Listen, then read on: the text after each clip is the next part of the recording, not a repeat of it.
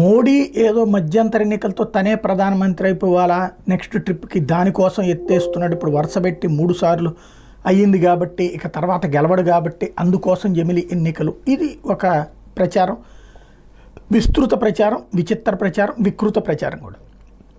ఇవాళ దేశంలో ఉన్నటువంటి సిచ్యువేషన్లో కాంగ్రెస్ పార్టీ పరిస్థితి ఏంటి? ఎన్ని రాష్ట్రాల్లో ఉంది? 3 రాష్ట్రాల్లో అధికారంలో ఉంది, మరో 3-4 రాష్ట్రాల్లో వేరే పార్టీలతో కలిసి సాగుతోంది. అలాంటి పార్టీకి భయపడిపోయేసి ఇప్పుడు జమిలి ఎన్నికలు నడుపుకుతారా? ప్రాక్టికల్ పాయింట్ ఒకటి ఉంది అక్కడ. ఏడాదిలో ప్రతి ఏడాది కనీసం 4 నుంచి 5 సార్లు ఇక్కడ ఎలక్షన్స్ జరుగుతున్నాయి. 4 నుంచి 5 సార్లు ఒక్కొక్క రాష్ట్రాలకు సంబంధించి. ఇది జరిగినప్పుడల్లా కేంద్ర అధికార యంత్రాంగం అటు పోవాలి, రాష్ట్ర అధికార యంత్రాంగాలు అటు ఉండాలి. అదే సందర్భంలో ఏదన్నా కీలకమైన నిర్ణయాలు తీసుకోవాలంటే ఆ రాష్ట్రాల్లో అమలు చేయకూడదు, మళ్ళీ ఆ తర్వాత అమలు చేయడానికి తలనొప్పులు.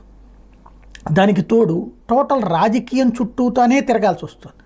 డెవలప్మెంట్ ఆస్పెక్ట్ ఏం చేయాలన్నా సరే రాజకీయం గురించినే ఆలోచించాల్సి వస్తుంది. ఇప్పుడు నోట్ల రద్దు ముందు విభేదించిన వాళ్ళు కూడా తర్వాత సమర్థించారు, సమర్థించిన వాళ్ళు విభేదించిన వాళ్ళు ఉన్నారు. ప్రభుత్వం అనేది ఒక నిరంతర ప్రక్రియ. ఆ నిరంతర ప్రక్రియని మధ్యలో ఒకళ్ళ కోసం ఆపకూడదు, ఆపితే అది ప్రమాదకరం.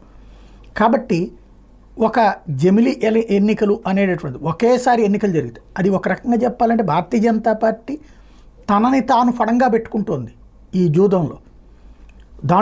దానివల్ల దానికి చాలా నష్టాలు కష్టాలు ఉంటాయి, అయినా సరే పెట్టుకుంటుంది. ఒక్కసారి దిగిన తర్వాత పై స్థాయి నుంచి కింద స్థాయి దాకా 5 ఏళ్ల పాటు వాళ్ళ చేతిలోనే ఉంటుంది. అది రేపు బీజేపీ ఓడిపోతే బీజేపీకైనా నష్టమే. 5 ఏళ్ల పాటు ఇంకెక్కడా లేకుండా ఉండటం అనేటటువంటి అయినా కూడా తెగిస్తున్నటువంటిది భవిష్యత్ భారత అవని.